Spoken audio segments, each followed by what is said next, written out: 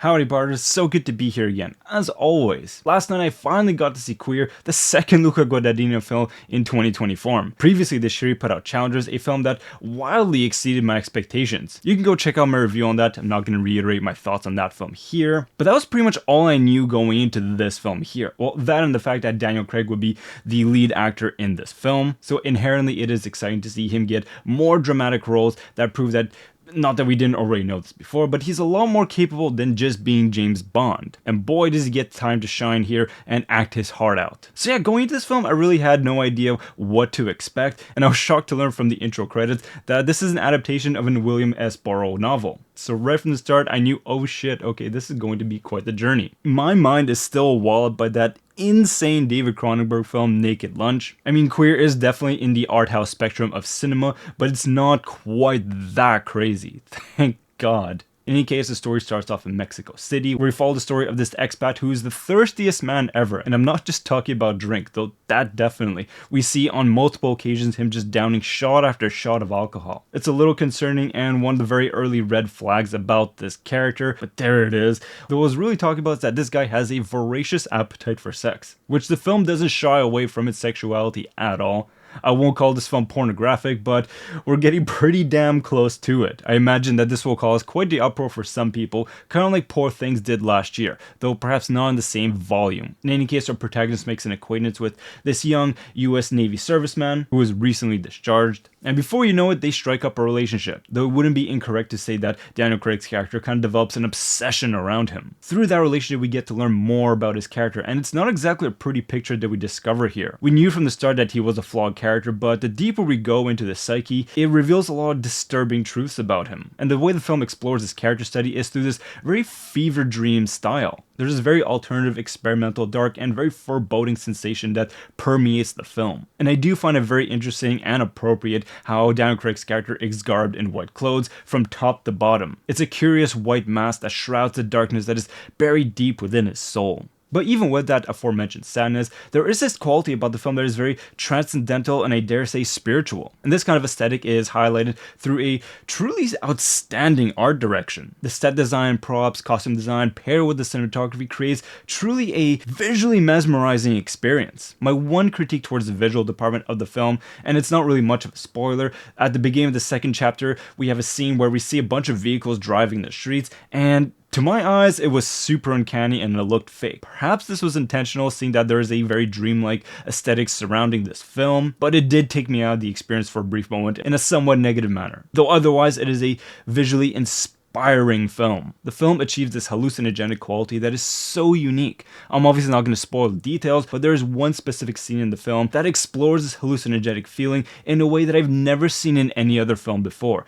It was fascinating, mesmerizing, and just wow. Absolutely unforgettable. And to uplift and empower all these dreamlike qualities of this film, I have to sing high praises towards the music of this film, which of course is composed by none other than Trent Reznor and Atticus Ross from Nine Inch Nails fame, who are yet again collaborating with Luca Guadagnino in this year. Previously, they made the soundtrack for Challengers, which was an excellent soundtrack, though very different from what they're making here, which is a testament to not only the artistic talent of the music to produce, but also the range and scope of what they're able to explore. Which leads me to think, are they becoming the most prolific film composers today? Just the other week I was having this thought during the Game Awards when it was announced that they would be making the soundtrack of the next Naughty Dog game, Intergalactic. These guys are clearly on a creative high. Anyways, coming back to the present film at hand, the music they created achieves this very whimsical, spiritual, while also having these elements of deep melancholy buried within. I found myself on numerous occasions to be absolutely hypnotized by the vibes of this film.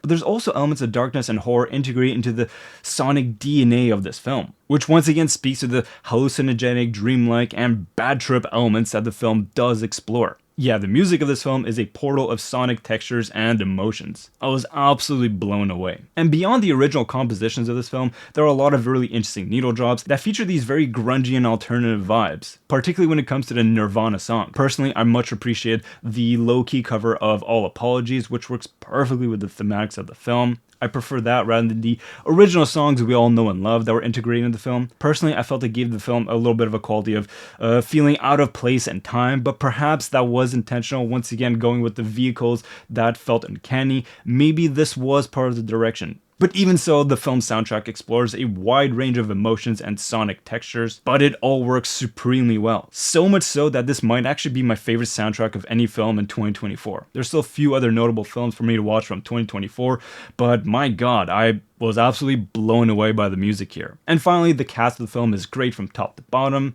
There was a very amusing and unexpected appearance of Jason Schwartzman in the film, who is absolutely unrecognizable. It took me a minute to realize, like, hold on a sec, I know who you are. And then Drew Starkey as the young romantic partner in the film is very mysterious and in many ways hard to read. His stoic energy is quite a contrast to Daniel Craig's character. And speaking of Daniel Craig, he has a role here unlike anything we've ever seen him do in his entire career. Of course, his charisma is just exploding out of the screen, but there's a very haunted quality about his performance here, and the more we learn about his character, there's this deep sadness that leaves so much for me to process after having seen the film. I'm really gonna need a minute to process all the emotions that this film took me through. This truly is a career best performance from Daniel Craig. I would love to see him, if not win the Oscar, at least get a nomination for Best Actor in a Leading Role. It really is that great of a performance. This is quite the milestone landmark performance in his career. So yeah, Queer is yet another gigantic surprise in 2024 cinema for me. It is very much a challenging film, the irony of using that description, but truly this is the kind of film that will require multiple rewatches, which I will be delighted to participate in once I have some time to just